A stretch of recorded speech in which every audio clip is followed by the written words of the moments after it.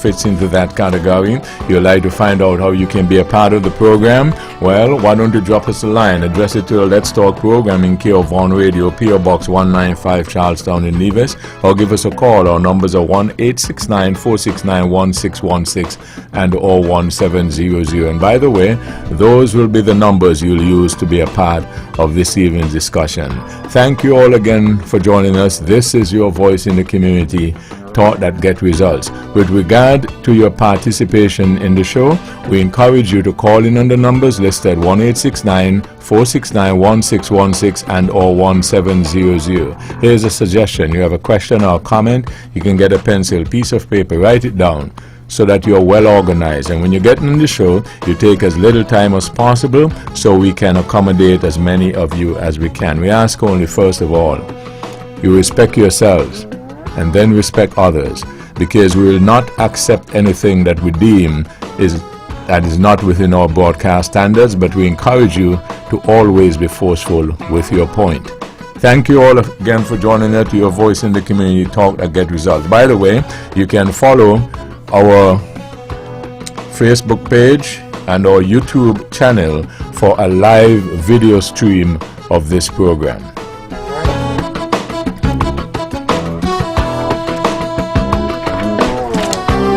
Tonight, Financial Literacy Month. They keep it every October, and we always look forward for that discussion to see how we can become more financially savvy. The Nevis Cooperative Credit Union, they have been with us for a number of years every October, and tonight is no exception. This evening we'll be discussing, apart from the various credit unions that we have in the islands, St. Kitts and Nevis, across the islands as well, and also how you can be a part of it, and they're having some celebrations. So we'll find out about all that. You can also, as I indicated, call and join in the discussion. We have a number of folks here. Is it Ivor Phillip? Let's begin with him. Good evening. Hi, good evening to you, Mr. Herbert. My name is Webbo Phillip. I am the General Manager of the St. Kitts and Nevis National Cooperative League Limited. Okay, why don't we go to your left and everybody introduce themselves. Then we will come back and give each person the opportunity to make an opening presentation, right? So that myself and the general public will get a good idea of who's an expert in what given area, and then we can go on with discussion from there. So let's go to your left. J.D. Keynes, good evening. Good evening. Well, thank you for introducing me. I don't need to say my name. I'll just add that I am representing the Nevis Cooperative Credit Union Limited, and I'm happy to be here with my colleagues who together make up the St. Kitts Nevis National Cooperative League. Okay, so that people don't call me biased, but then what else is new? Tariq, good evening. Hi, good evening. My name is Tariq Hercules. I'm the Marketing and Member Relations Officer at the Police Cooperative Credit Union Limited. And just to start off, you don't have to be a police to be a member. Thank you. So you're not saying you're a police? I am not. I'm actually a civilian. Yes. Okay. And Sinclair Hodge, good evening. Hi, good evening. Of course, my name is Sinclair Hodge, and I am the Product Development Manager for the St. Kitts Credit Union Limited. Okay, so let's go back now with Mr. Phillip, and then we do the presentation. Yes, sir. Thank you again, Mr. Herbert, and good evening, colleagues. Good evening to all those who are listening via radio and to all those who have logged on in social media. We are extremely happy to be here this evening, and as you heard from one of our colleagues, this is really a representation of all of the credit unions within the Federation of St. Kitts and Nevis, albeit that one of our members is not yet here, and we are awaiting the arrival of that person. So What then is the St. Kitts and Nevis National Cooperative League? The St. Kitts and Nevis National Cooperative League is the national apex trade associations for both financial and non-financial cooperatives. Now, during the course of this week, the credit unions within the Federation will be celebrating both Credit Union Week, which runs from the 12th to the 18th of October, and on Thursday we will be celebrating the International Credit Union Day. Now, the International Credit Union Day is celebrated annually on the third Thursday in October, and this practice had been going on since 1948. Interestingly, the theme for this year's International Credit Union Day and the theme that we have adopted for this Credit Union Week is Cooperation for a Prosperous World. Cooperation for a Prosperous World. And we recognize that the very ethos of the credit union movement, indeed, the very ethos of the cooperative movement is that of cooperation. Where one hand we understand cannot clap, and so the credit unions and the cooperatives within our federations bring more than one hand together. And if you look at the motto, you will see all hands joining together to be of assistance to each other. One of the things that bears interest for us is that this year, 2025, is celebrated as the Year of Cooperatives, and the theme for that is Cooperatives Build a Better World. So combine then the two themes: one, cooperatives build a better world, and cooperation for a prosperous world. Whereby I will come back on the next side and we'll have a discussion. Okay, so let's go to JD. Yes, so good evening once again. As Mr. Philip indicated, normally the credit unions may be competing, for want of a better term, but during International Credit Union Week, we are really pushing, complementing each other, and that's complementing with an E, because we believe that once we collaborate, we can do great things in terms of the credit union movement. It is a movement. We are not banks, we are better than banks. That's and because we were founded on the principle of people helping people. And this really isn't a knock at any commercial bank. It's just a reality. It just talks about how we were founded, what we stand for.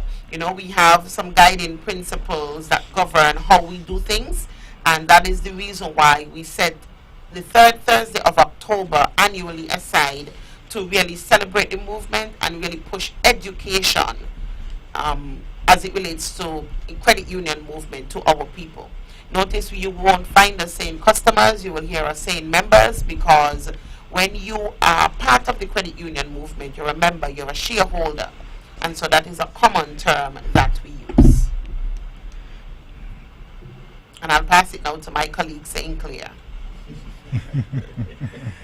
Thank you, JD. JD said it well. So did our league president, league manager, Mr. Philip. During Credit Union Week, we thrive to not just throw promotions at people. Our real aim is to educate the membership, have them understand who we are, what we are about, and let them understand the difference in being a part of a credit union. JD spoke about us referring to our people, our customers, as members. And that's because they're all individual shareholders. They have a say. And that is a main difference between us and commercial banks. You don't have a single shareholder with most of the shares, but each and every one of us are members, are owners of this business, so we have a vested interest. And that is what I love about the credit union.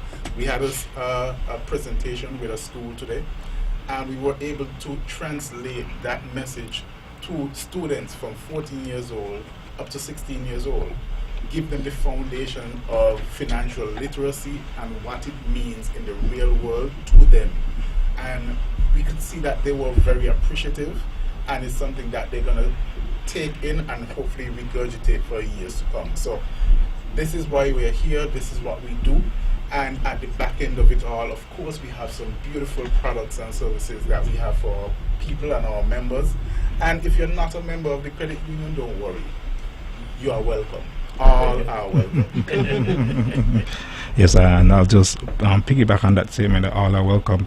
And when I think about the credit union movement, it's such a powerful tool and such a integral part in the financial ecosystem and the economy of any country and in the entire world.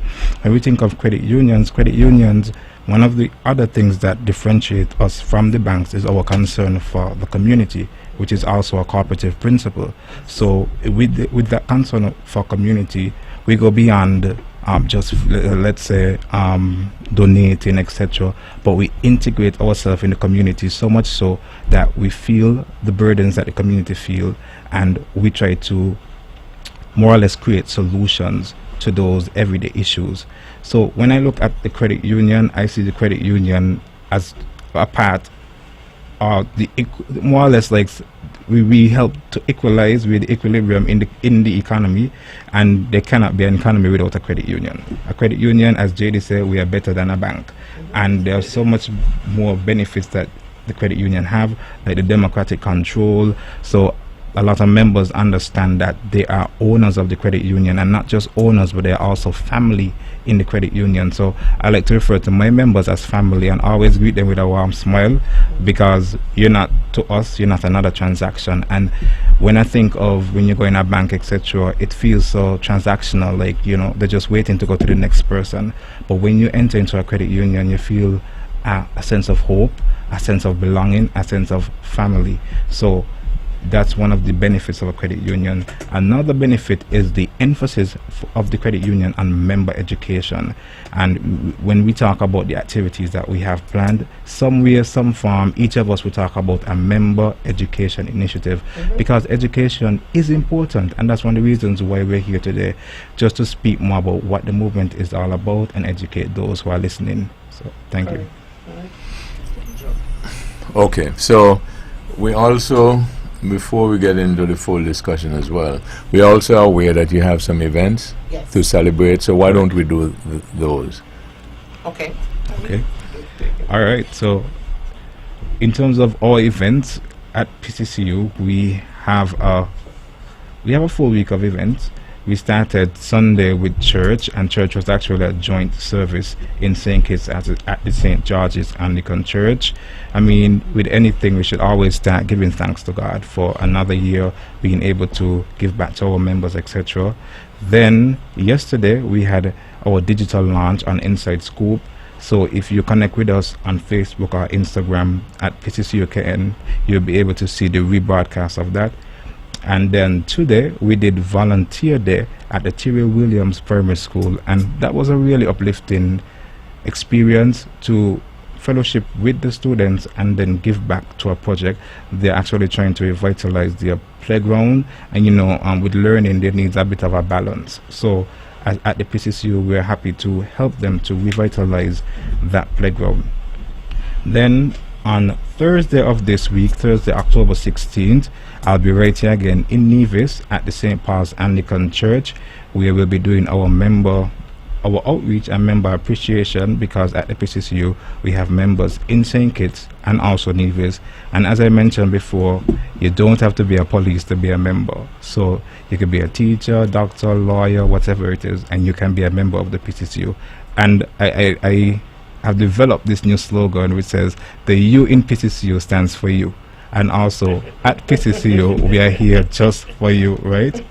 Then on Friday, all roads lead to the PCCU main office in the E.C. Daniel building, where we'll be having the member appreciation day in St. Kitts. And then on Saturday, the 18th of October, for the first time ever, we'll be having the PCCU high school cooking competition as a part of our partnership with the Sandy Point Agricultural Cooperative Society. So they'll be having the 15th edition of the World Food Day, Food Fair and Agricultural exhibition, and the PCCU will be there to launch out our high school cooking competition. I think this is their third year having the cooking competition, but this year the PCCU came on board as the title partner for that initiative. Okay, so we have done that. So why don't we know? Yes, JD. That's one of the 4 credit unions Yes. giving Oh, the okay. activities. Oh, Okay, okay. so that was Police Cooperative Yes, Credit Union Limited. Yes. And so I'll speak about the activities here on Nevis for the Nevis Cooperative Credit Union Limited, if that's okay. Yes. And so, like Police Cooperative Credit Union, we started with a church service, but in Nevis we attended the St. Paul's Anglican Church, and that was well received. And of course, we made a financial contribution to the church on that day.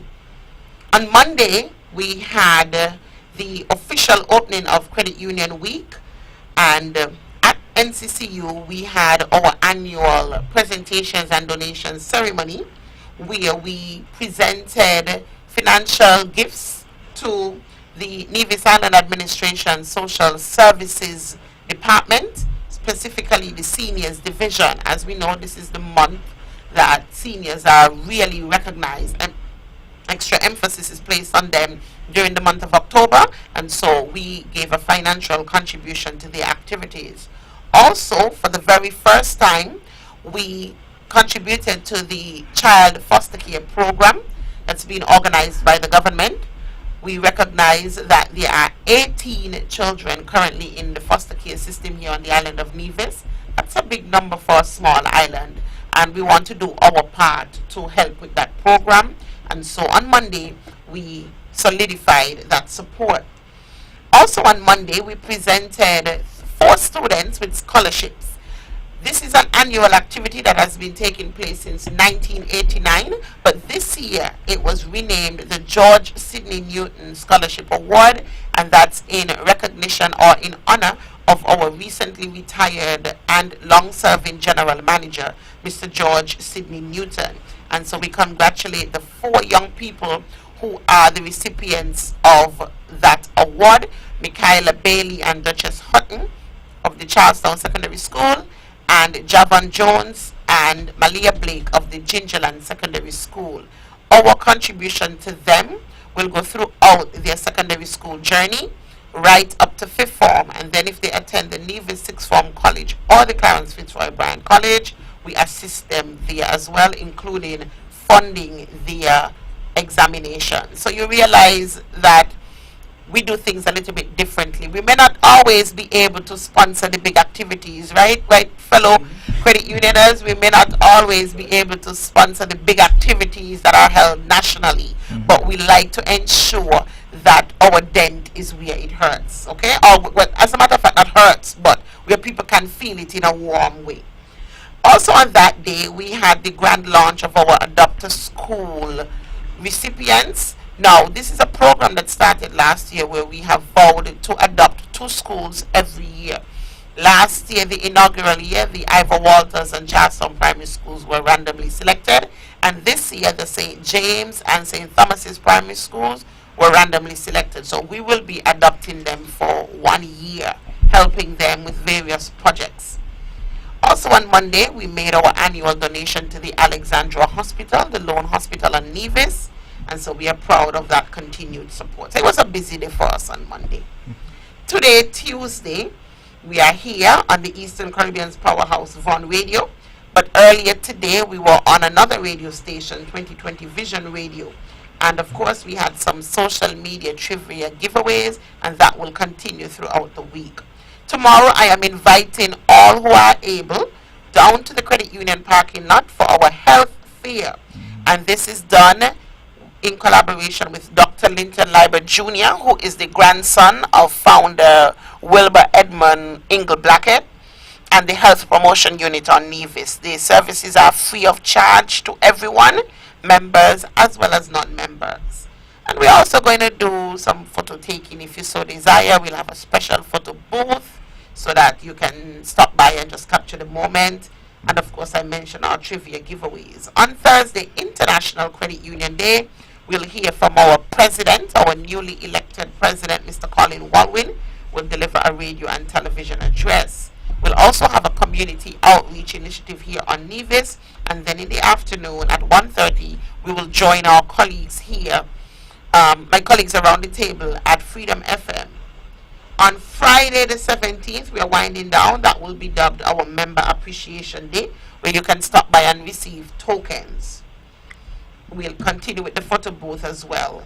And then next week, Friday, we know it's a week, but at NCC, we're a little bit extra at times. So next week, Friday, we'll have a mini raffle winner announcement. Throughout this week, if you do any new business with us, such as open an account, get a loan, sign up for online banking or a card, we are entering your name into a raffle. So that's the whole of this week, and next week, Friday, we'll announce the winners of that raffle. The Saturday right after, we'll go to the Fit Wellness Center for Soca Size. So I'm inviting my colleagues around the table to come over to Nevis and Soca Size with us. We have an early bird incentive. The first three members who arrive will receive a small token of our appreciation, and this is absolutely free. And finally, from now till the end of the year, we want members whose shares are not up to the minimum requirement to stop by and get that done. And so we will match your shares. If you currently have $100 in shares, which is an old requirement from many, many years ago, we want to get you up to the 500 minimum requirement for the NCCU. The number varies for the different credit unions, but for us it's 500. So how can we help you get there, considering that we are in difficult times? Well, you bring 200 to add to your 100, so that gets you at what, 300? And then we will match what you input. So you bring 200 and we're going to give you 200 to bring you up to the 500. All right? So whatever amount you have, if you have 200, you bring 100, so you're at 300. No, I'm sorry, you'll bring 150.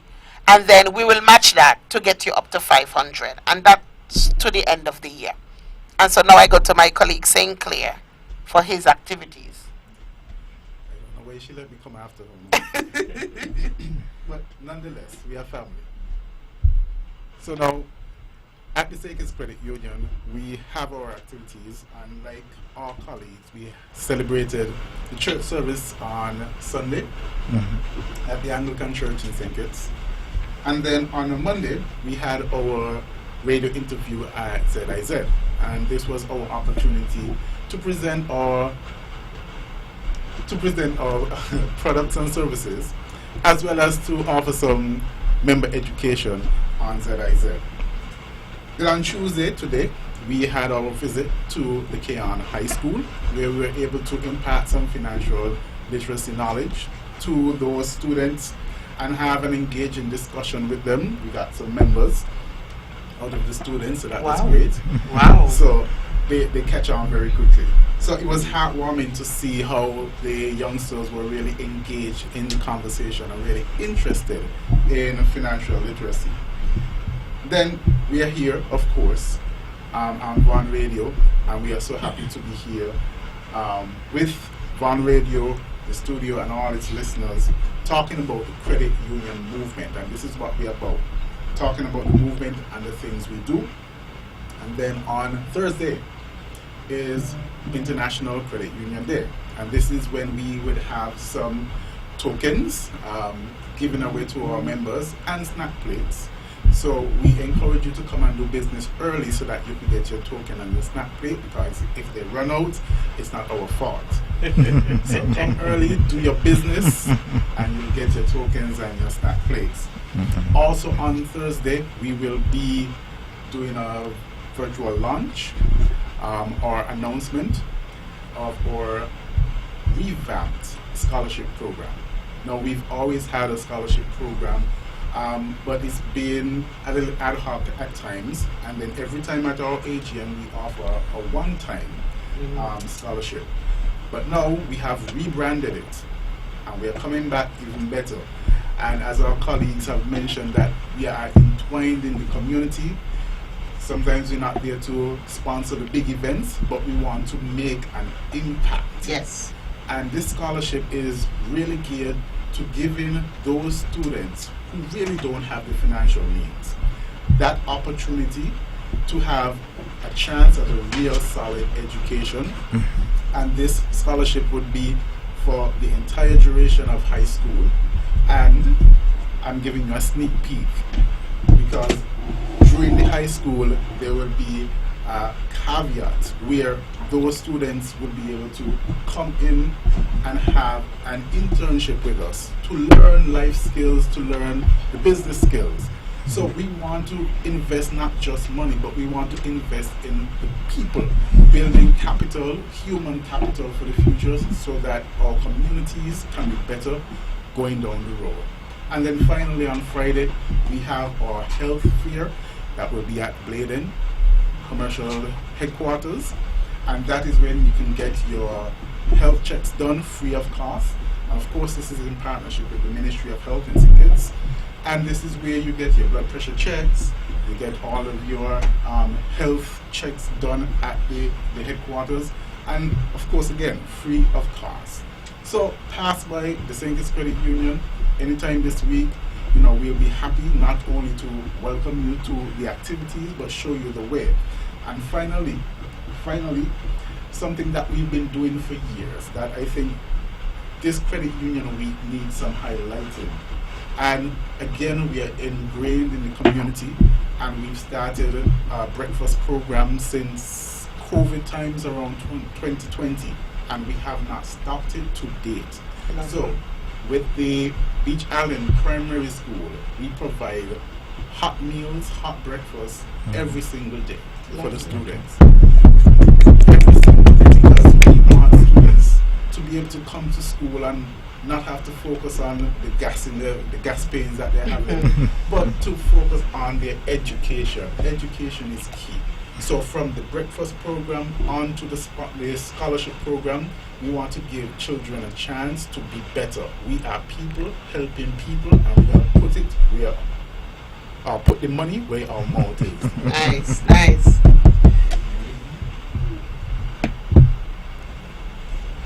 So, okay, we are done with those four, Yes. the activities. So what more? We have We have one more. We have one more. Dion. Yes. Dion Baptiste Clark. Hi, good evening, everyone. How come everybody else have two names but you have three? I'm special like that, just like the organization I represent. That's what I figured. Okay, so good evening. It's good to have you.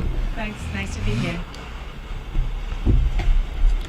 So there we were talking about the activities that each credit union is having for International Credit Union Week. And so the rest of us have already touched on ours. We were waiting for you, our colleague from First Federal, to share what you are doing over in pink and purple land. And yellow. Okay, so like my colleagues, we started with the church service on Sunday. Yesterday was Monday, right? Right. Yeah. So yesterday we went to Sadler's, well, Dr. Denzel Douglas Secondary School. Correct myself. Yeah, we went and we had the opportunity to engage with all the students actually, it was really nice to be on the ground interacting with them and doing what we do best, which is ensuring that our younger members of society have the tools and the information that's necessary for them to make strong financial decisions. So we did that. Our school visits continues next week.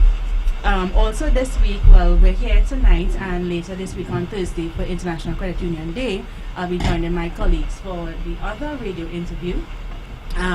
Then we also have member appreciation on Thursday as well.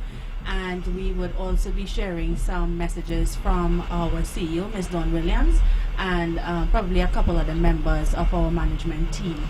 But yeah, the major highlight for us this week is, of course, celebrating our members who are at the heart of everything that we do at First Federal. And I must take a moment to mention as well that those are our members here on Nevis and also in St. Kitts, because we have branches here and also over in St. Kitts. Okay, so we've done that now.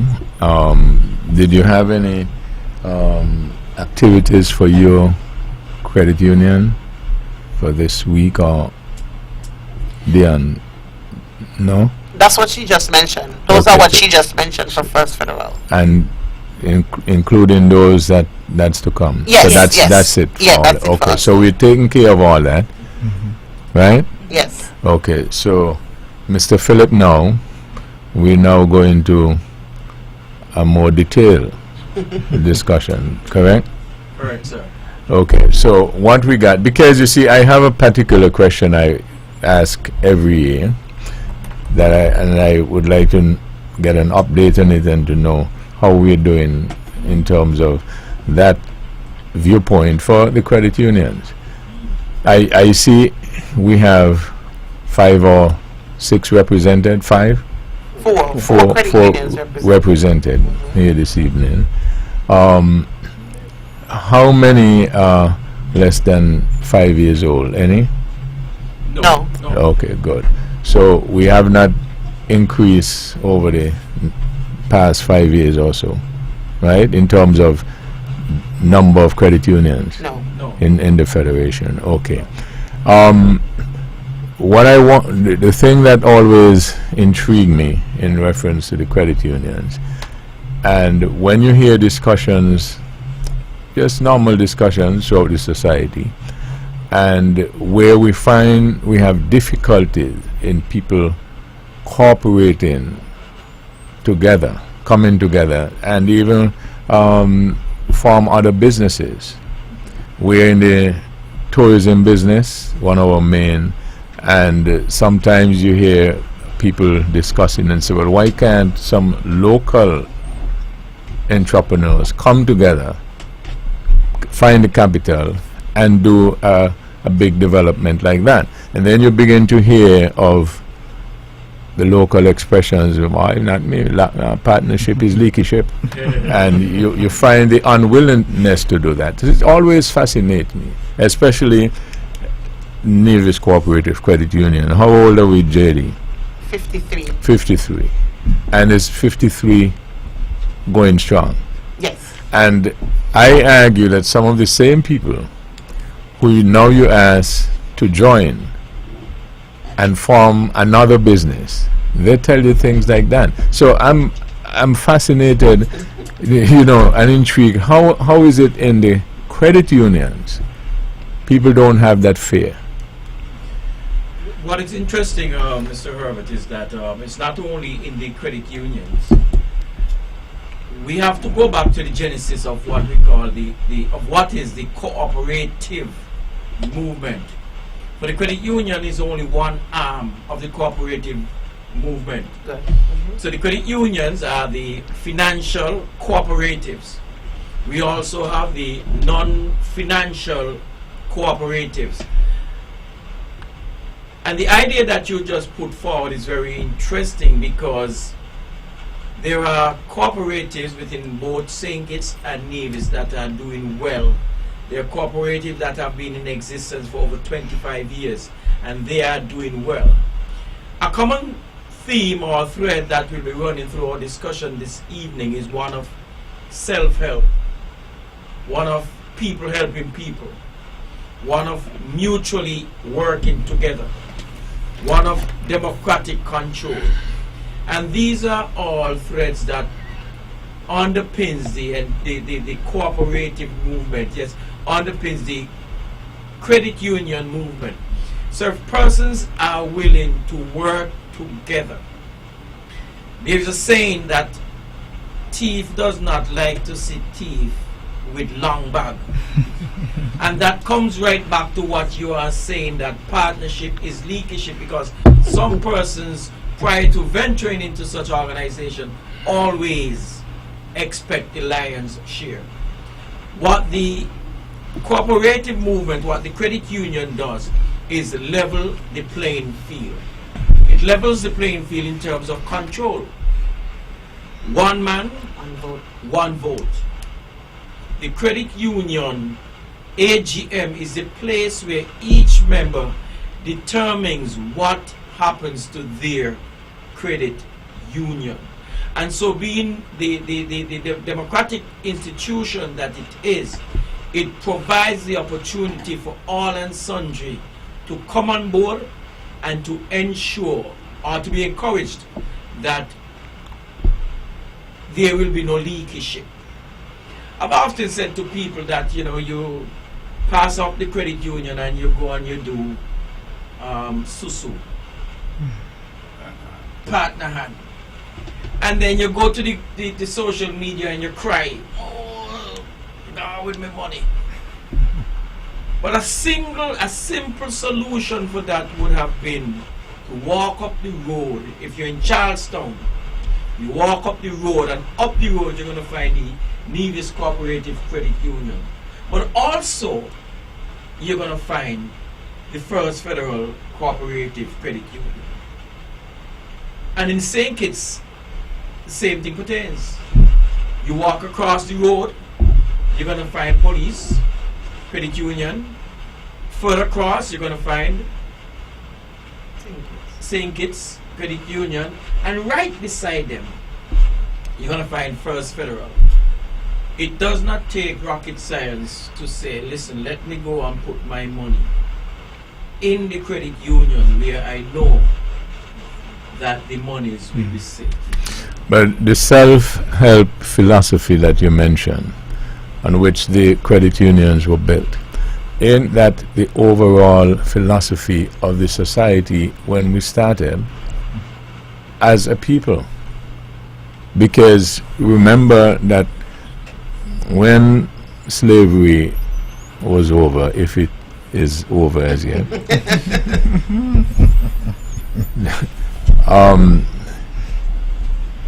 we didn't have the capital. So what did we do? We continue with the barter for a while, and we continued, well, if I didn't have any tomatoes, I got some from JD. If she, grew more of something, and we got, so we started as a society with that, and so we were trusting each other, self-help and so on. And I would argue maybe that's how the Nevis Cooperative Credit Union came into being. So if we had that philosophy of living, did we move away from it? Why we now end up being afraid to cooperate with one another because somebody have a longer back than me, as per your example? Because that, I am wondering if that is not hindering the progress. The mankind is innately selfish, and mankind has to put away their basis emotions in order to cooperate. To cooperate does not seek to get an advantage over someone. And the fact that someone is seeking to get an advantage over another person immediately nullifies the idea of cooperation. I fundamentally believe that if we, within the Federation, can join resources together, we can do much of the things that we are arguing with other ethnicities that they are doing. But again, we do not trust each other. So if you don't trust your neighbor, all right, let's trust an organization then that can be the vanguard, if you will, for all of us and be able to pool our resources together for us. But that's the catch-22, because I don't trust Sinclair. He's my neighbor. But when I reach where he works, I trust him. I don't get it. Can someone enlighten me?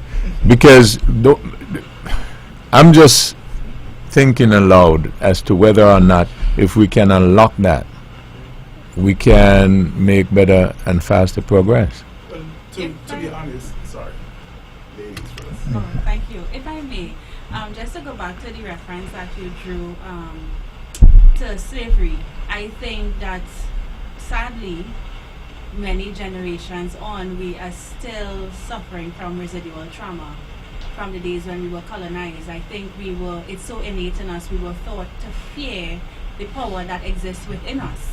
And I think a lot of times we struggle with what we're capable of. We self-sabotage a lot of times because we suffer from imposter syndrome. And because of that, apart from the innate selfishness that our lead president just drew reference to as well, that of course exists because human nature. You want more, you want to be the one on top, you want to be the top dog, and there's no room for that within the cooperative space.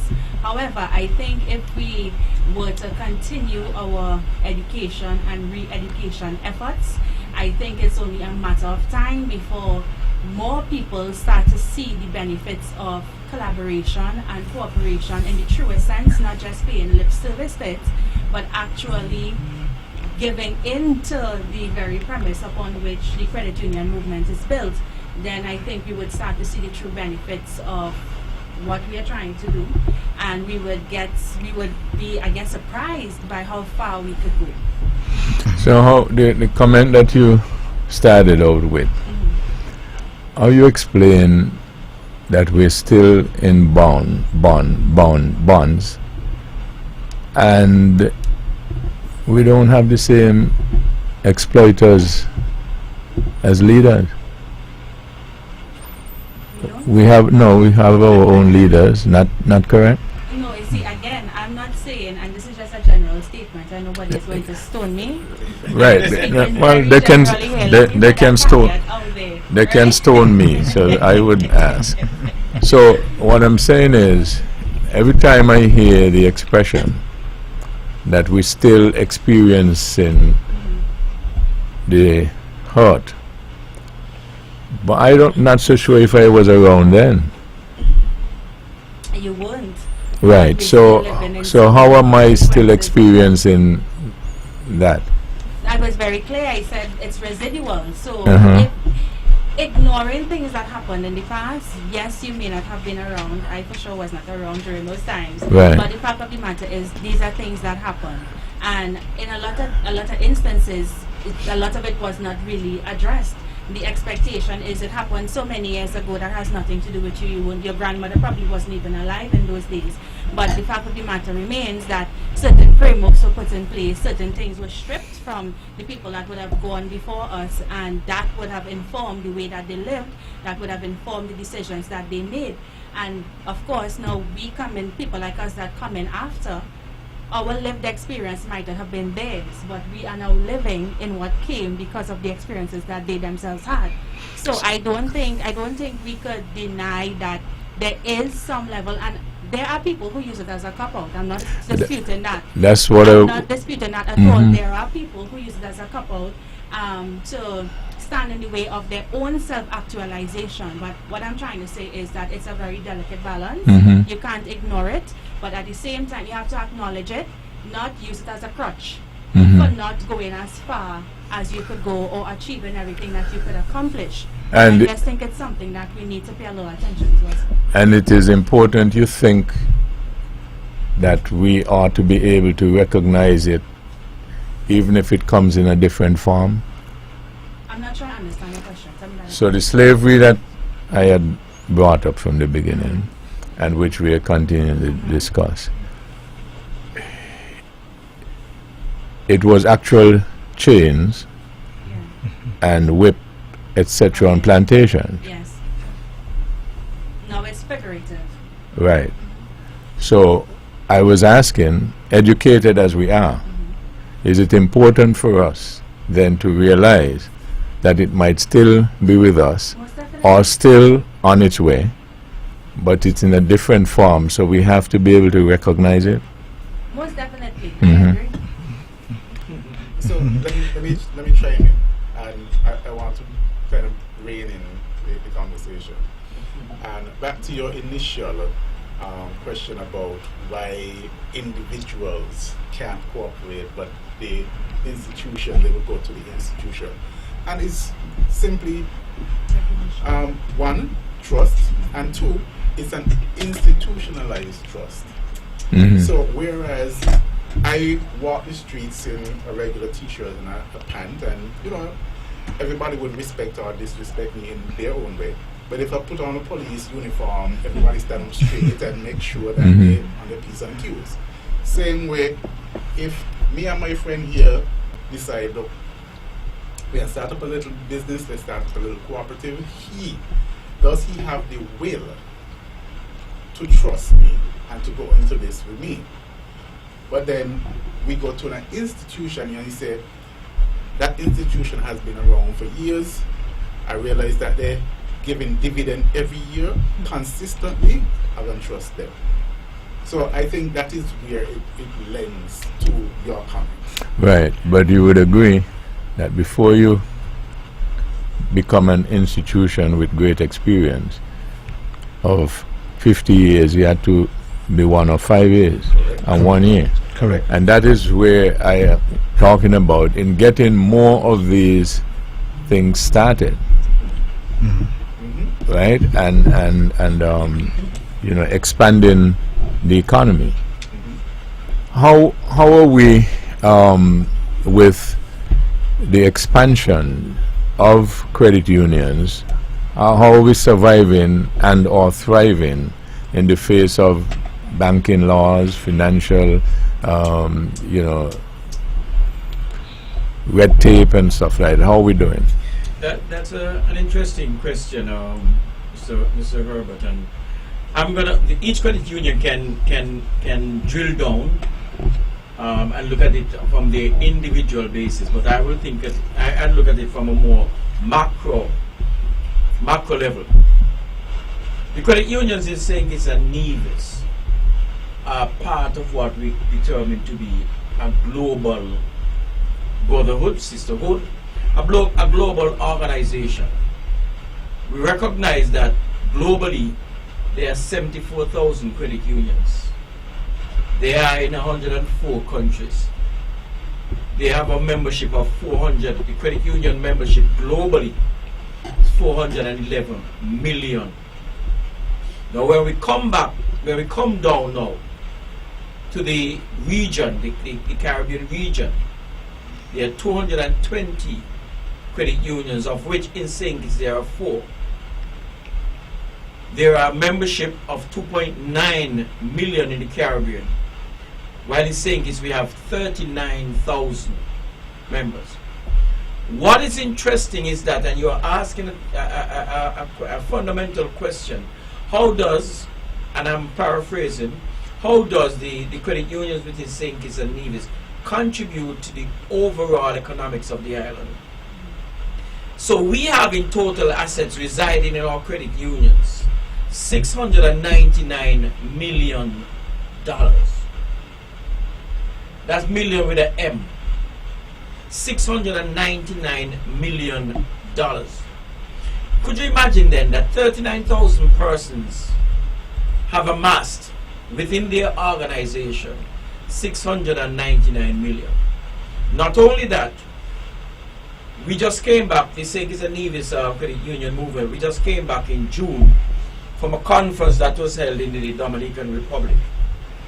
And St. Kitts and Nevis, the credit unions in St. Kitts and Nevis received 2 awards. One for the highest asset growth year over year 23 and 24 amongst all countries that have a membership of 20,000 to 49,000.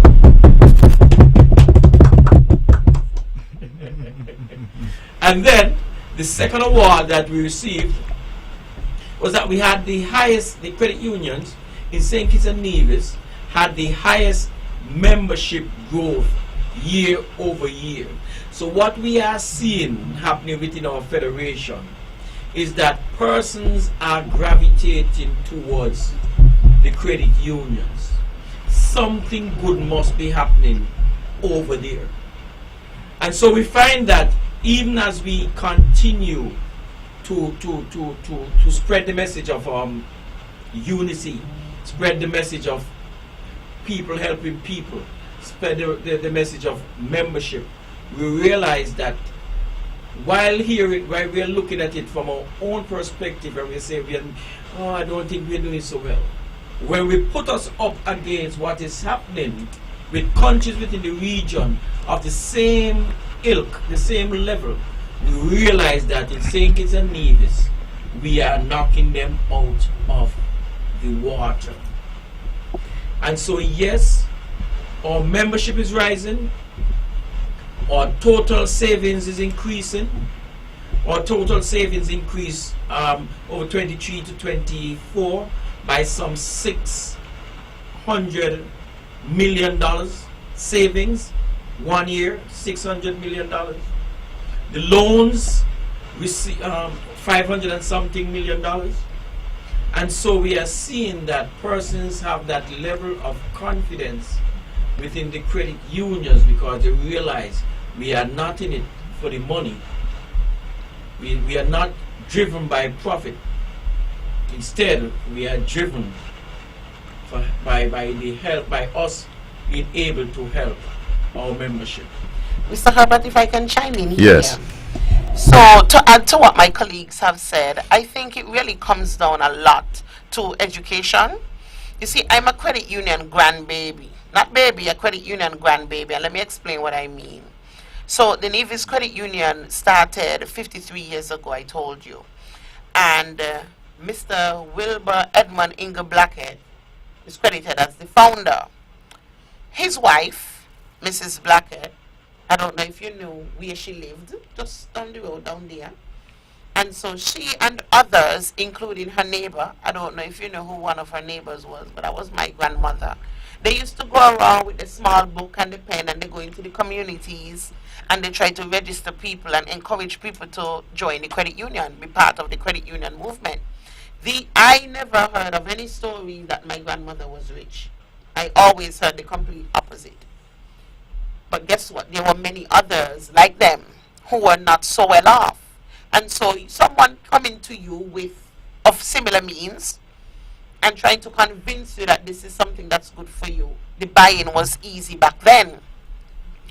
We are not trying to fool anybody into thinking that it has always been that case with the credit union movement here in St. Kitts and Nevis. Yes, back then we had persons who were willingly coming forward because it was new, it was fresh, and it made sense. But guess what? We ended up being hit in the face with a lot of different factors. We have migration, we have emigration, we have global factors that have really impacted our country in St. Kitts and Nevis. And so as a result, we find that our people now, or at a point, started to think differently. They were no longer thinking of the long term. People started seeking short-term relief. And that is what continued for a while and still continues to be pushed through to people. And of course, we give people that option. So there's nothing wrong with you spreading your wings beyond us to explore what's out there.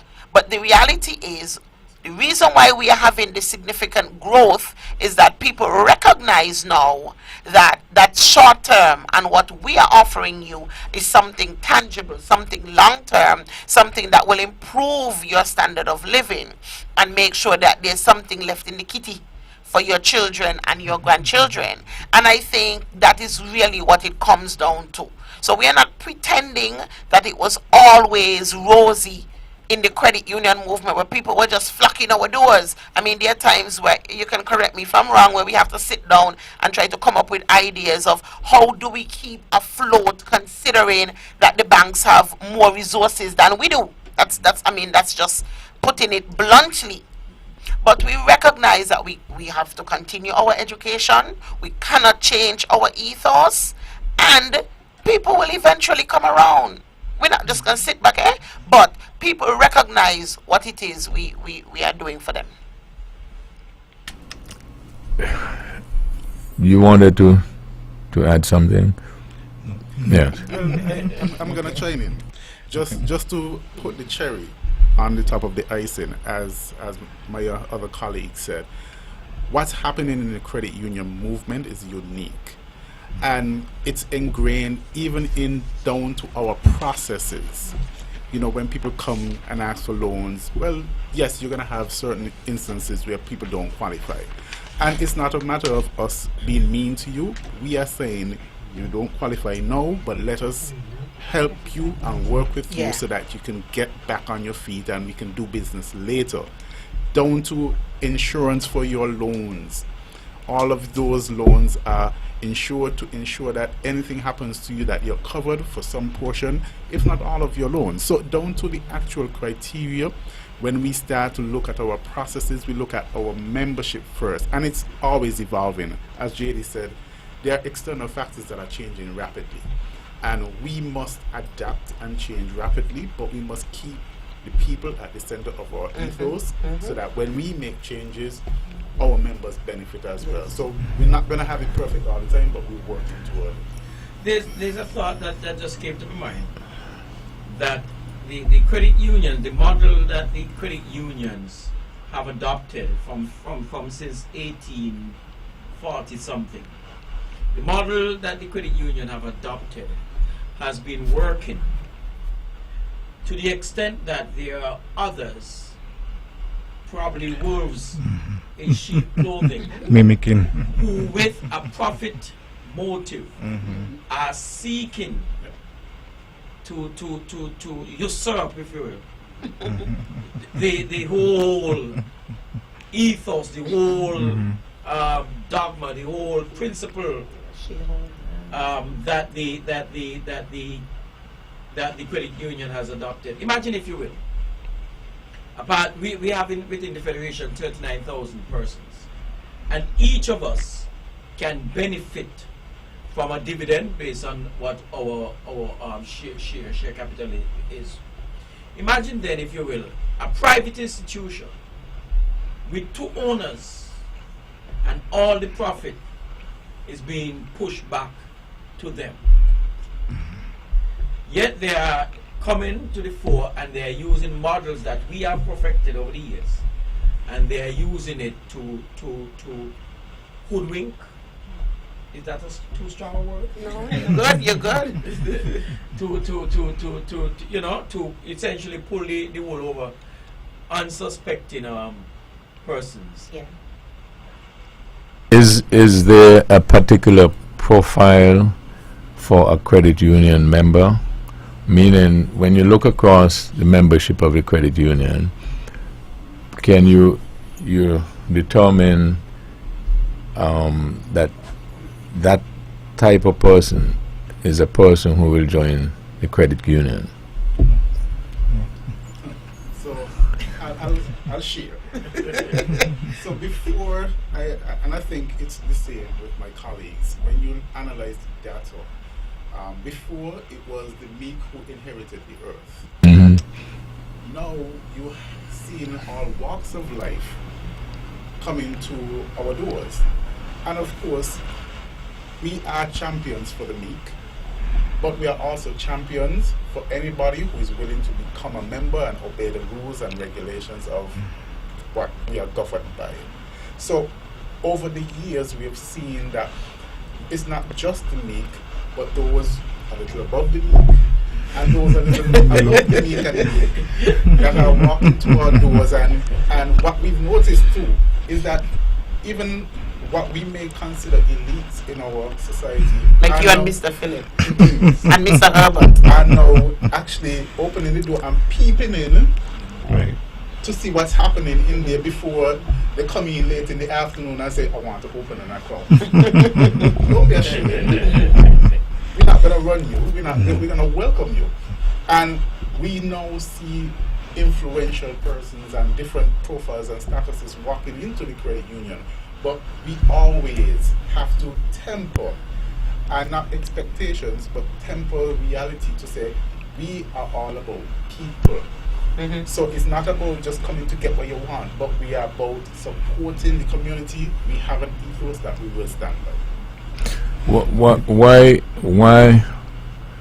What will attract a typical person, an elite person, to now come to the credit union after they've been hanging out with the other financial institution, which, quote unquote, in our society we will profile them for the elite? So what will cause now those sort of persons to now come to the credit union? What's the attraction? listen, you want to stay up there, and if you have money, you want to make more money. That's the reality. And so even though they are comfortable with where they are, financially, they see an opportunity to get even more comfortable. Even though they can afford the basic things, I mean, you hear of your neighbor who has less resources than you're talking about, how they're able to turn around things. Let's be real. Even though that is something you can do in your sleep, you recognize that, hey, if I can push this even further, I'm going to take it. And so that's the reality. Furthermore, in addition to our like regular products and services that all of the credit unions have and the commercial banks have, remember we have add-ons. We have certain things that sometimes people say are like the best kept secrets. So for example, all of the credit unions in this room, we partner with CUNA Caribbean Insurance, and we offer you an extra suite of products. So you can't go anywhere else and get the family indemnity plan, for example. That's an insurance in the event that you or the other 5 members who you have registered on that plan meet your demise. Those are things that's something that you can get at a credit union. That's one of the added benefits. And then there are others. So the elites want to stay elite and become even more elite, and they recognize that these are the opportunities that exist, and so they will grab them because they want to keep being that way. Yeah, and there's also the fact that a lot of us, we have minimal to no fees. There's the ease of operation within the credit union space. And speaking specific to First Federal, our vision is making financial success first nature. And as JD just mentioned, you elite, you want to be more elite, you want to have more than you already have. So they realize that even though that is not our mission, we are all about people, helping people. They see it as an avenue whereby they could increase what's already in their coffers. Correct. And I just want to add 2 other things. One thing all of us have in common, and that is permanent shares. Yes. Right. And people take it for granted. Because as Mr. Phillips said earlier, you have permanent shares, you get dividend on those permanent shares every year. And when you get 2% on a savings, but then we pay 6, 7, 8, 9, 10% dividend. I mean, the max is maxing. Right. And even our savings and product. that is the secret That of is the credit union movement. That is the secret sauce, and you took it right up right from me. Yes. That permanent shares is the secret sauce of the credit union. A general investment in some of the bigger companies in St. Kitts and in Nevis would net you about a 4% on your dividend. For the past few years, the credit unions have been paying 6, 7, sometimes 8% on their dividends. Imagine then if you want to grow generational wealth, that you put $200,000, $150,000, $50,000 worth of your money into your permanent shares. God forbid you meet your demise. That passes on to your children, and they continue that way, annually reaping the benefits of that initial investment. The secret sauce in the credit union movement is the permanent shares. And that's why our colleague Tariq they open up the wings, right, Tariq? Yes, we had to open the bonds because we wanted to welcome persons from different walk of life.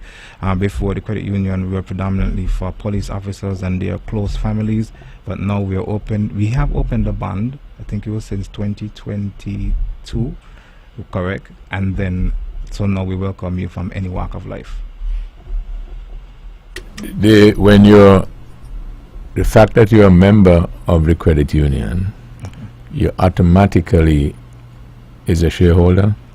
Yes. Well, Okay. you have to purchase shares. And so consequently, one of the advantages, for instance, a person like me, hypothetically, may not be a member of the Go ahead, ask the question. may not be a member of the credit union, have some funds in the bank, not as an investor, but just have the funds there. So based on what I'm getting from you, it's a smart idea to have that funds in the credit union, because at the end of the day, when you're doing dividends, you probably may get up to a 6%. Correct. And that goes on your shares. Yeah. Right, because it's automatic once you you have it. Correct. Okay. So let me throw Yes. a little more ice in. Yes. So you have dividend, you have permanent shares, and you get dividend. How about you split your dividend? That's the cash you actually get in your hand that you can use. Split that in two. Buy some more shares and then put the other amount in a special savings to get maybe a 3%. Is there a limit on the number of shares that a member can buy? No. And it doesn't matter how much shares you buy, how much you invest. Did I hear earlier you have one vote? One vote, One yes. vote. One vote. Democratic member control.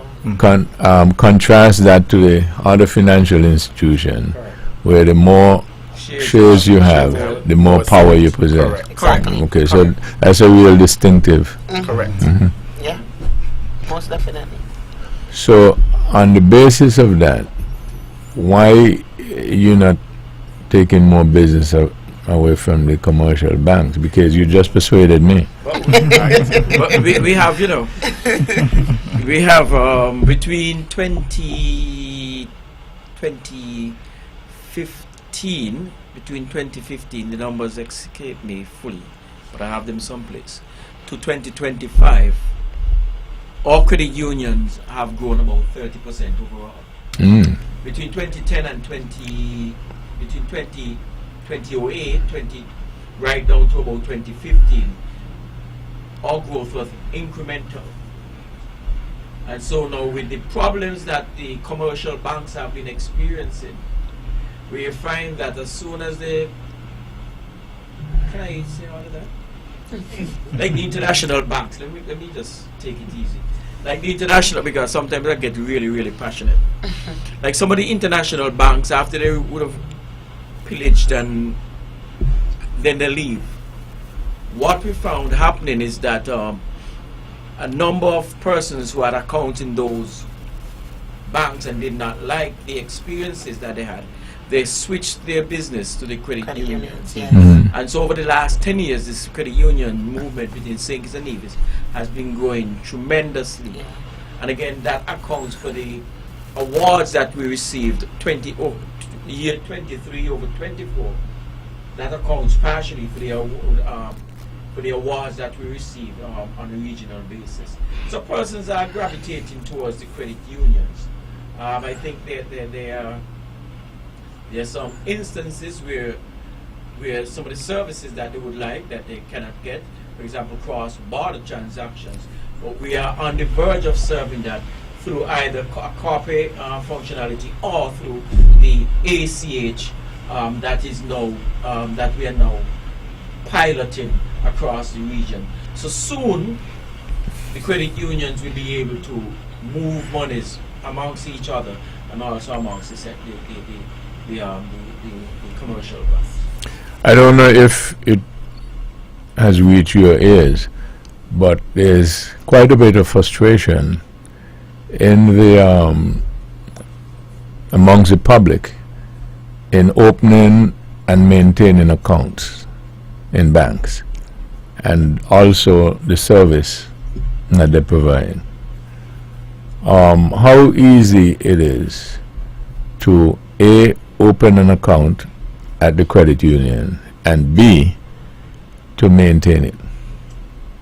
When I say maintain it, I mean to do business on a daily basis at the credit union, because there's a lot of frustration, and the evidence is to support that statement that the Governor General of the Central Bank had announced recently that they had come to some agreement to get the commercial banks to make it much easier for people to open accounts. Right? I don't know if that we're down there to any thought that get results, because everybody can talk, This right? is a thought that is certainly going to get results. 2 weeks ago, thereabout, we just hosted St. Nevis. We hosted the OECS Credit Union Summit. The last discussion for that week was dealing with the matter that you now just mentioned. While the Bankers Association throughout the region has made overtures and are working with the central bank to increase the ease of opening an account, we, the credit unions, have also joined the discussion.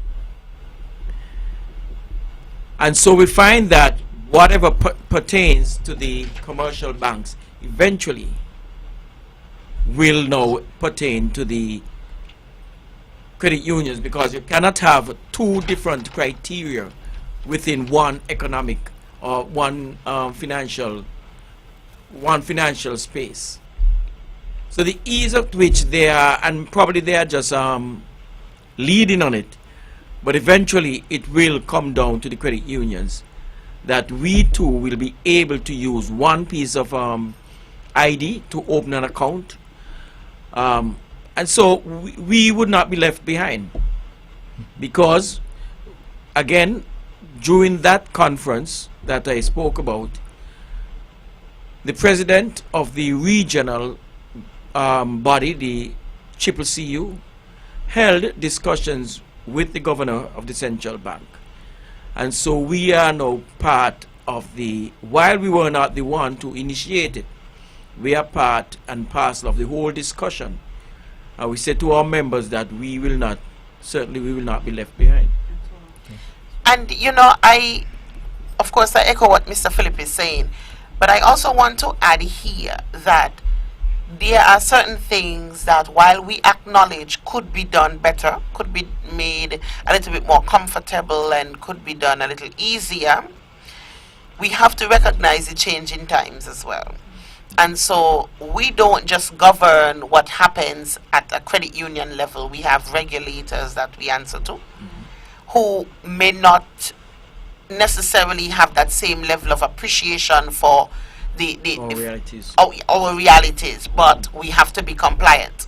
Additionally, forget local regulation, there are international standards that we have to make sure that we are on par with, adapt exactly. And so these are things that we do have to consider. So yes, we understand, recognize, and acknowledge that we could make it a little bit easier, even though we think that we are easier than some other institutions. We could make it a little bit easier, but we are not going to jeopardize, or we are not willing to jeopardize our reputations though in the face of that. And that's important, because if we bypass all of the regulations, there would be no credit union to help the people, and we know that credit unions are needed now more than ever. So we want our members and potential members to just meet us halfway and understand that there is a balance. We continue to fight and we continue to champion your cause, but we want you to recognize that if we call you and we tell you, listen, one of your IDs has expired and right now we require 2 IDs, what you want me ID for? Nah. No, just bring in your nice little ID and we'll try to make it as seamless as possible. In the age of technology, you may be able to take a photo, send it to us, and we do all of that. We'll work with you, but we want you to work with us as well. It's not punishment, but we are trying to remain compliant. So what people experience as frustration is really regulation. In most cases. Not all, but in most. And you had mentioned these regulations are necessary because of the change in times. Yes. Correct. What's an example of the change in time? People are more slicker in more fraud and stuff like that. Criminals look different now. You know, we have a lot of Tariq, why are you laughing when I say criminals look different? No, because as you say, what come to mind that, you know, some criminals actually wear suits and ties. Like you're wearing right now? No. I'm not a criminal. But no, that's the reality. That's the reality. And so because we realize people are getting more sophisticated in how they conduct crimes, and financial crimes in particular, we have to be careful. Yeah. So these, what we call regulations, just for the listeners and the customers' sake, they are really put there, though they be frustrating, to protect. Correct. Yes. Protect the institution, Yes. protect the members' money also. This is a hypothetical question. If I'm opening an account, or let me put it this way, can you open an account if you don't have a job? You can. You can. can. If you're self-employed, you can. If you're self-employed? We have Let's say there are different. okay, different tiers to it. But go ahead, Jay. For example, somebody can be receiving social security payments. Right, that's What right. when we ask for source of funds, you listen to the terms source of funds. We just want to know where the money is coming from. Where you're from. Maybe my source of funds that I have a good godfather whose name is Mr. Everett Webbo Herbert, I figured so. who gives me an allowance every month. Yeah. That may be my source of funds. So it's the source of the money. So yes, you Right. can have an account Correct. without necessarily being employed. You want a light moment? Yes. Yesterday's quotation of the day said, as you made it, the hypothetical that you get an allowance every month. Yesterday's quotation of the day said that they... I know it. I was listening. Okay. Go ahead, So- tell them, so tell them, wha- tell them what it is. I just wanted to know that you are well aware of that when you made that proposal. That's them, all. tell them. No, it's not for them. Yeah, but on a more serious note, I wanted to bring that up because folks are very frustrated when they do their banking and so on now, and sometimes the reasons are not explained to them. And I find that in dealing with folks, you're not going to get 100%, but most people will understand. Tell them. And if you let them know, but we seem to have a society that suggests that you should know. That's true. That's true. You know. So I just wanted to ask. Philip, you wanted to. Yes. One of the things we've been speaking about for the entire evening is training. The most frustrating thing is to go into an institution and be told, okay, you cannot do this or you need that, and you are asking for your own edification why, and they cannot answer Yeah. you. Yeah. It's the most frustrating thing. That is why at the credit union we major on training, and at the league level we too we hold the responsibility of assisting the credit unions in their training need. We have done much of that over the past this year, but God's willing, President has indicated that has to be front and foremost on our agenda. So the training, even at the teller level, Yeah. to appreciate, you see, because we not only have the banking act and we fall under some aspect of those financial acts of the central bank. The credit unions also fall under the regulatory aspect of the FSRC. But we also fall under some of the practices, the anti-money laundering practices. And all of these combined together seems frustrating. And that is why at the front of our organizations, our people must know why it is we are telling a member that they need this, why is it they're telling a member that they need that. We beat back the frustration by providing them with answers. And then you find somebody will throw up their hand and say, oh, okay. Yeah. Why don't we do this, since we got a little time, and we also at the beginning of the program had indicate maybe you don't have to give all of the events that you have come in, but to the people who are just joining us, just give them a little idea of what's coming up in terms of events for the various credit unions. So tomorrow, Wednesday, I'm inviting everyone to the Nevis Credit Union parking lot for our annual health fair. It's in collaboration with Dr. Linton Liber Jr., the grandson of founder Ingle Blackett, and the Health Promotion Unit here on Nevis.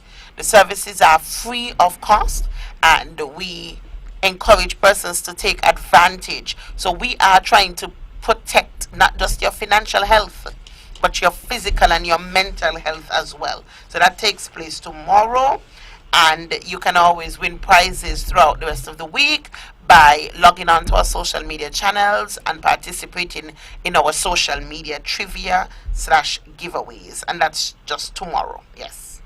And on Friday, we have our Member Appreciation Day. Those are the two major things at the Nevis Credit Union this week. All right, and this week at the Police Credit Union, we will be coming to Nevis on Thursday, 16th October for our outreach and member appreciation day. It will be at the St. Paul's Anglican Church Hall, starting at 9 a.m. until 2 p.m. So come out to learn more about the PCCU. You can sign up on the spot, and remember, you don't have to be a police to be a member. You can yes. And in addition to that, on Friday in St. Kitts, all roads lead to the PCCU office in the E.C. Daniel building from 10 a.m. until 3 p.m. We will be having our member appreciation. At both member appreciation events, members will enjoy refreshments, entertainment, prizes, and some surprises also, as we have a big surprise coming up, right? Then on the 18th of October, we have for the first time ever the PCCU High School Cooking Competition. This is a part of the Sandy Point Agricultural Cooperative Society. And I think earlier we were talking about the cooperative principles, and one of them is cooperation amongst cooperative. And what is cooperatives, and what is so important about this particular collaboration is that it's two cooperatives coming together to cooperate. Nice. And just to show how important it is when we come together as one. So we'll be launching for the first time the PCCU High School Cooking Competition. Is a part of the 15th anniversary of the World Food Day Food Fair and Agricultural Exhibition. It's going to be at the Sandy Point Hard Court. Tickets are $10 now. You can buy them from the different premise. I think it's high school, and I don't remember all now, but follow us on at PCCUKN on Facebook and Instagram, where we will list out the schools where tickets are available. Right. In addition to the PCCU High School Cooking Competition, they also have agricultural exhibits, animal corner, food vendor, and some amazing prizes to be won. And then entertainment, I'm seeing here they have Grandmaster's Band. You say I'm seeing here, Tariq, and you're part of it. We'll let you pass it now. Go ahead. I might be gone by that time. Right. But they have new, and there will also be New Vibes Band. I think they say Live and Lively. Then we have Collision Band, we have Colin Wyatt, and so much more. It will be hosted by Sugar Bowl. Trust me, you don't want to miss this. It's going to be awesome, and the cooking competition is a highlight. And once again, the PCCU, we're just happy to show our support and how much we're integrated in the community by becoming the title sponsor of this event. Over to you, Sinclair. No, let the ladies. Oh, correct, ladies. How nice. Yes. How chivalrous. So, as mentioned before, at First Federal, this week, we started with a school visit yesterday. We have some more coming up later this week and into next week. On Thursday, we have member appreciation. So we're inviting our members to check us out at all three branches. The one here in Nevis and our two branches downtown in Basque and at Bladen. Check us on Thursday. Like I mentioned, we have more school visits next week. And later this week, we have a really interesting surprise that I know everyone would want to hear all about. So stay tuned. Follow us on all social media platforms so you don't miss out anything that's coming. It's going to be good. That sounds like a promotion. And last but not least, at the St. Kitts Credit Union, come on Thursday, you'll have your Member Appreciation Day. We'll have our token snack plates. As I said, come early to do your business and then collect your snack plates. Don't come collect your snack plates and then leave. Come do your business on Thursday. Get your snap plates, get your tokens. Also on Thursday, we will be launching our rebranded school scholarship program. So listen out and look out for it on our social media platforms and in the traditional news. And on Friday, we have our health fair, where you'll be able to get your health checks done at Eladen headquarters. That will be absolutely free to our members who are coming in. Even if you're not a member, stop in by the Ministry of Health team. They will be very, very happy to execute their health checks on you and make sure that you're in good health. If you're not, they will tell you what is happening. Last and not least, even though it's not part of this week, but it's an initiative that we are continuing. We have partnered with a son of the soil, a Dr. Terence Martin, and we will be distributing his books to every single primary school on St. Kitts and Nevis, so that every primary school will have his new book that he wrote, that was illustrated. It's designed for children to teach them about money. So that book will be left with the school and will be able to access that book at each and every primary school. And we have partnered with Dr. Terence Martin to get these books into the schools. So we'll be doing a drive-through, going to the schools, delivering these books, and all the children will have access to this book. So that's something that we are going to be doing later this month. And I think it's a real good highlight because we want to continue to push to promote the financial literacy among the children and the youth so that we have a good foundation for the future. Excellent. From a realistic standpoint, you just mentioned the last couple of sentences you just made in reference to the being financially literate. From a realistic standpoint, because a lot of times when officials talk, they give information which hopefully will be evaluated in the end as a good speech, but not the reality of things. How well have we been doing since we are doing the financial education? How well you think we've been doing with the various groups, maybe the youths, the adults, etc.? Because that's one of the reasons why we put that in place. Because our people, and maybe coming back from, as was mentioned earlier, maybe our history. And I wanted to make this point, if you would allow me to also. Anybody ever noticed that most of the awards and areas that we excel as a people are normally in sports and culture, and other races seem to excel in the money areas and stuff like that? So, how, anybody ever notice it, by the way? Nobody noticed it? Now that you've mentioned it. No, yeah. okay. So how well are we doing? That was the question. So what I will say is that there's always room for improvement. And it's been noticeable among the credit unions, especially within the last 3 years, that the push is there to educate and to get the word out. We've seen Insight come up in Nevis Credit Union, where they teach you about what's happening and also teach you about financial literacy. We've seen First Federal come out with some interesting videos on how... So you watching? I'm watching. We watching, all of us watching each other. Come out with Competition. Yes, but it's good information. They have their staff being highlighted, and they promote, you know, the values of the financial literacy. And then you have my good friend on my left, hosting the shows, the Inside Scoop, talking about financial literacy. And of course, the St. Kitts Credit Unions, check out our YouTube channel where we have Money Melee. And Money Melee is a full-blown financial literacy program. We have tons of episodes on there. We have a new one out this month with Dr. Terence Martin. It's hot, it's juicy. So we are making the effort not just to go there but to take it the extra In the mile. effort, but what about the results? Hold on. Good evening. Thank you for holding. Yes, good evening, Mr. Herbert, and good evening to your panelists, Good evening. Good evening. Good evening. especially Dion, JD, and Tarek. I know them personally. Firstly, congratulations on International Credit Union Week.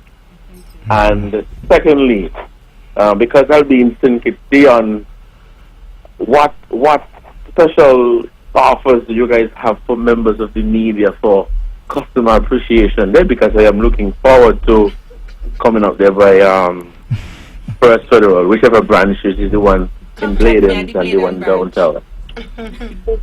Yes, and also Police Credit Union, because I'm a member of that as well.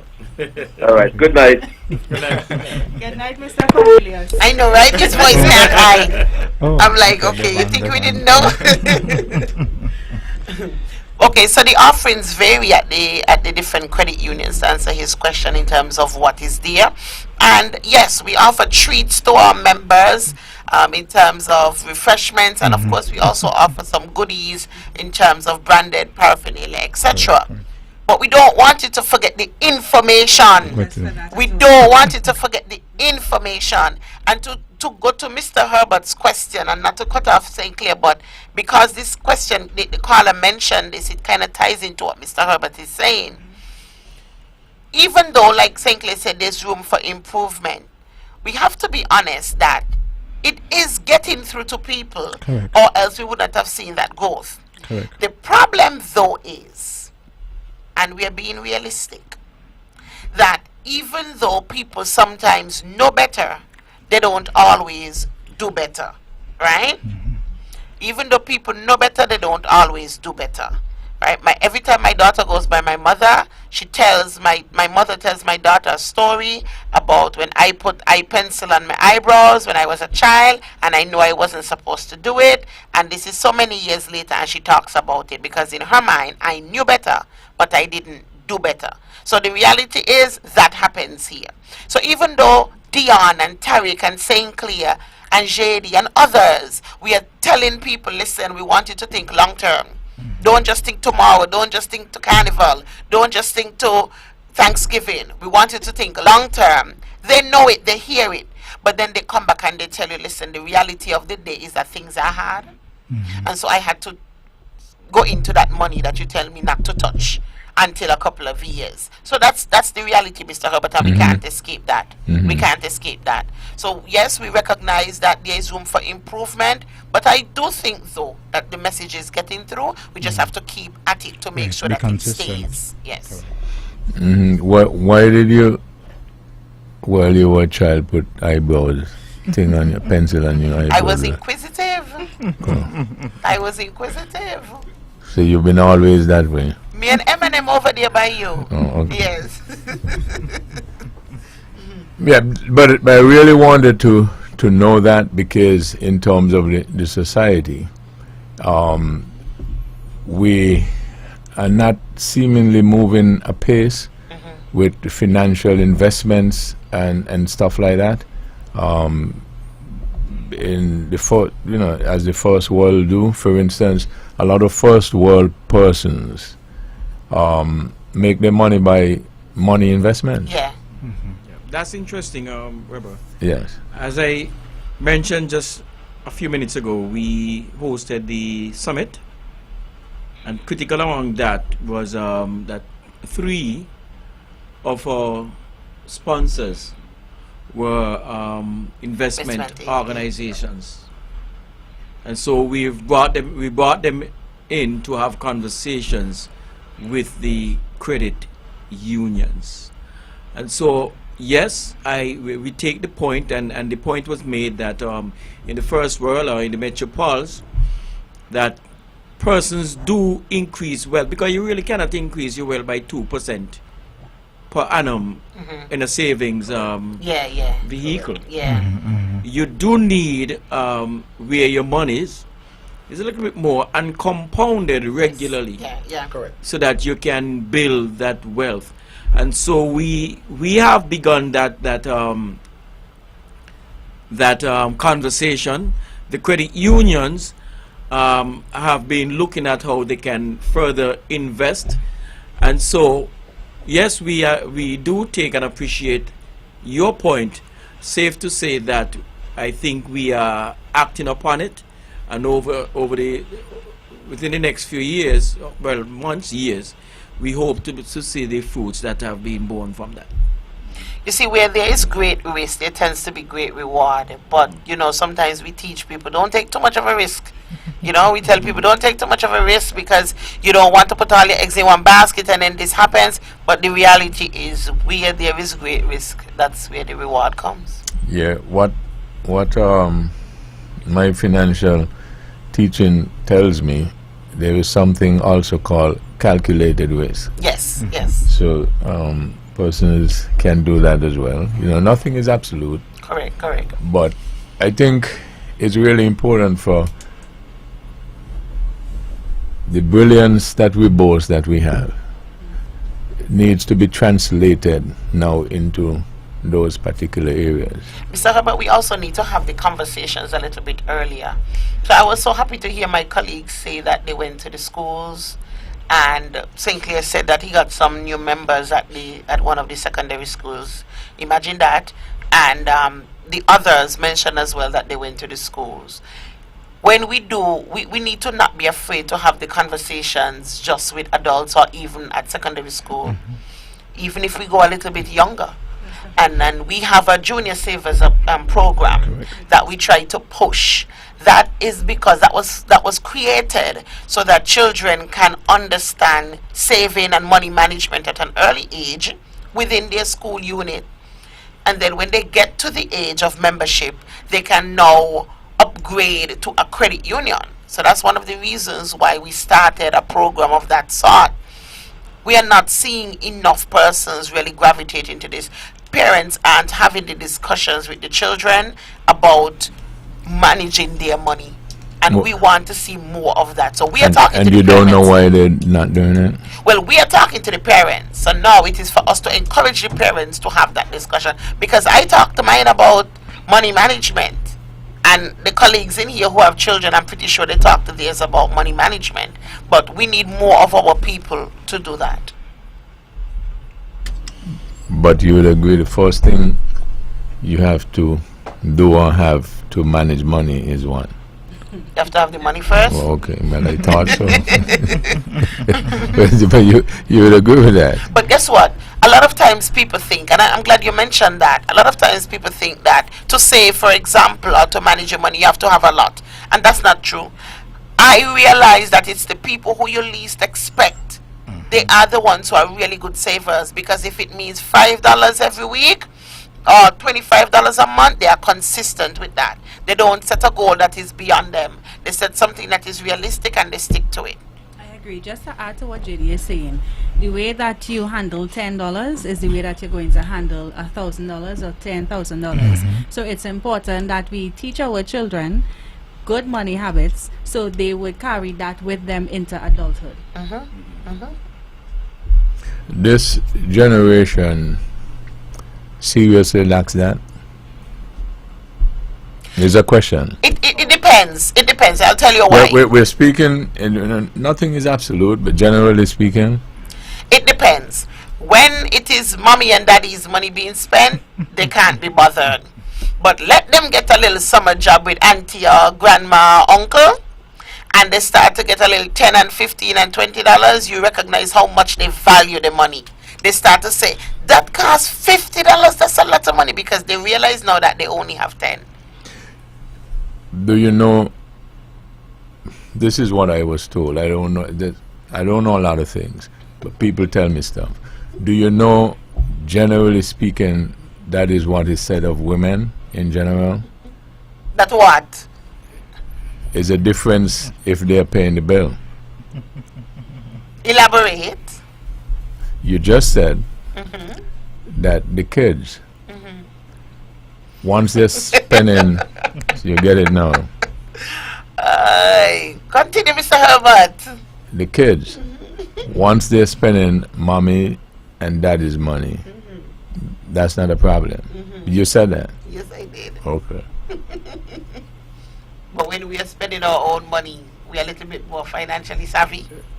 That's what I was asking. Not everything you hear is true, though. No, but that's why I asked. Okay. So that's not I can't correct. speak for all women. I can't. I only No. spend my money. Yeah, but what I was asking was if you're aware that it's generally said. I was not aware. I wasn't aware either. You were not aware. I learned something tonight. Okay, I feel a lot of times people just make up stuff. So I will just check and see. Anyway, let's go around the table with our final comments. We got enough time for each person can push their particular area. Okay. By the way, Mr. Newton, why don't we pay some homage to him? Yes. He's been here with us maybe more than 2 or 3 decades, on the credit union and stuff like that. Did a great job.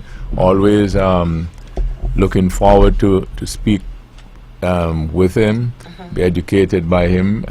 Looking on from the outside, I think across Nevis, St. Kitts and across the region did some good work for the advancement of credit unions. Definitely, he's very well respected in the region in terms of his work with the credit union movement. He didn't just work at the Nevis Credit Union, he worked with the other credit unions, and so that's something that we are quite proud of.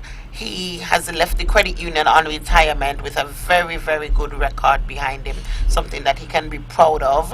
And that's one of the reasons why we named our scholarship program at Nevis Credit Union the George Sidney Newton Scholarship Program. So we did that on Monday. And this is not bribing him or anything, but he, demonstrates in terms of financing. I like him with that because, he knows what I mean. Yes. He's good at financing. And he'll take care of, you. So let's go around the table now. Yes, let's begin and then come this way. Mr. Philip will be last. Okay, well, in terms of closing remarks, I think what I would want to leave with is a question. Are you a member of a credit union? If the answer is no, then you need to find a credit union to be a part of. Because credit unions, there's a difference when you're a member of a credit union. We're a family, we're here for you, we're here to support you, and there are 4 credit unions between St. Kitts and Nevis. And if you are on the island and you're hearing me, you're not a member of a credit union, join a credit union today. We're here for you, we're here for help, we're here to help, and we're people helping people. Thank you. Beautiful, Sid. I'll be very short. www.skccu.com. Again, www.skccu.com. Follow us on Facebook, Instagram, and subscribe to our YouTube channel. Thank you very much. I was trying to be general, but let me Go right ahead, Tariq. Don't let him I was jump trying to you. be general, but let me put in. I'm not hearing myself. Am I on? Can you hear me? Okay, I was trying to be general, but let me just put in a plug here. It's www.pccukn.com, and we're also on Facebook and Instagram, PCCUKN. And if you want to contact me directly, you can contact me at 662-3547. That's 662-3547. We're here for you. Remember, you put the U in PCCU. Thank you. You see how vibrant we are as a movement, Mr. Herbert? Well, I want to thank Von Radio for having us year after year. We are grateful to be here on the occasion of International Credit Union Week, International Credit Union Day, which comes up on Thursday. I am happy to be representing the Nevis Cooperative Credit Union Limited because there are lots of new things and exciting things happening at NCCU. You mentioned earlier that our general manager, our long-serving general manager, has retired, and so we have a new person at the helm, and I want to take this opportunity to recognize that person in Miss Lundy Esdale, and so she is now leading the charge at the credit union, Nevis Credit Union, that is for those who may not be aware. And we also have a new board in place, and that board is headed by Mr. Colin Walwyn, no stranger to the credit union movement because he served in that capacity prior, but he's back now to lead the Nevis Cooperative Credit Union. So we have new leadership, we have new opportunities, I think, for refreshed and rebranded ideas, new opportunities for growth, and we are hoping to get new membership as well. We are not getting rid of the membership that we have, but we welcome new membership, and we remain open to your ideas and suggestions on how we can move the credit union movement generally forward, how we can move our individual credit unions forward, and how we can improve your standard of living. For the remainder of the week, I encourage you to support the activities of all of the credit unions. If you're on St. Kitts, you have First Federal Police Cooperative Credit Union, you have St. Kitts Credit Union. If you're on Nevis, you have Nevis Credit Union, you have First Federal. Just make sure that you are learning about the credit union movement. Don't be left behind. And we are speaking sincerely when we say that. I mean, it may be the best kept secret. We don't want it to be a secret anymore. So I'd like to start by taking the opportunity to say Happy International Credit Union Week to all our members, existing and prospective. I'd like to say thank you to you as well, Mr. Webber, and everybody here at One Radio for having us. Mr. Webber, since you mentioned that your interest has been piqued, we welcome you to join us at First Federal to start your investment journey. To everybody else listening, you could follow us on social media, firstfederalcreditunion.com for our website. And remember, we say yes. You know, that's interesting. You're never too young to earn, you're never too old to learn and to discover, because you know how long I've been waiting to find somebody to tell me that. Come home. No, not that. No, I'm serious. You know how long I've been waiting for some people to tell me yes? Tonight is the night. But this is what I'm saying. Yeah, so thank you for that. We are. Just checking. That's one of the things that also we have to do as a people, because the first world countries didn't get where they are, and people, by always making things very difficult and stressful. That is why you read it in books all the time. People who are successful tell you that, but we don't always do it. The people who enjoy what they're doing are the people who are most successful. Right? So people need to understand that, you know. So thank you for being one who will always say yes. Mr. Philip, I know. Thank you very much, Mr. Herbert. Let me first say thank you very much for affiliates, the Police Cooperative Credit Union, the St. Kitts Cooperative Credit Union, the Nevis Cooperative Credit Union, and the First Federal Cooperative Credit Union for working with the League throughout this week, and indeed, and really over the past 2 months, because we have combined achieved something that is very, very, very great. So I wish to thank each and every one of you for being here with us, and for your individual organizations for allowing you to be of service to your members and to the League. To you, Webber, and to your staff here at VON, I wish to express our sincere thanks for hosting us this evening, and to thank you for the lively discussion that indeed we've had. Thank you so very much, and we look forward, God's willing, to be in here 1 year from today. And to the listening public and those who joined us on Facebook, thank you so very much for giving us your ear. And as we bring this broadcast to an end, please find a credit union. If you are not a credit union member, find a credit union, have a discussion, and you'll be surprised what great things are in store for you. Thank you so very much, and blessings to you and your families. Before we go, at the credit unions, varied members have opportunities to serve in executive positions. Yes. Is that correct? Yes. Which is also very good, right? And what I've uncovered also is that you don't have to have all of the certificates in the world, because after all, it's your credit union. Correct. And okay. So this program repeats tomorrow at 10 o'clock following the VON News Minute. Join the Honorable Mark Brantley tomorrow evening at 8 o'clock for On the Mark. Join Keith Scarborough at 8 o'clock on Thursday evening for Government at Work, a place where you can spend all of your evenings right here in the Eastern Caribbean's powerhouse. Thank you all again for joining us. This is your voice in the community, Talk That Get Results. You all have a wonderful evening. At First Federal, we understand that every great business begins with an idea, but it takes the right support to bring those ideas to life. That's why we created the Business Builder, a powerful financial solution designed for entrepreneurs, small business owners, and go-getters like you. So whether you're starting something new or expanding your operations, we're here to help you take the next step with confidence. With flexible financing, competitive interest rates, and repayment terms tailored to your needs, the Business Builder puts the tools for growth in your hands. Earn 0.5% interest per annum. Get your first checkbook free. There are no monthly maintenance fees. You get a pre-approved business line of credit and a pre-approved Ubiquity MasterCard. There are no fees for our 24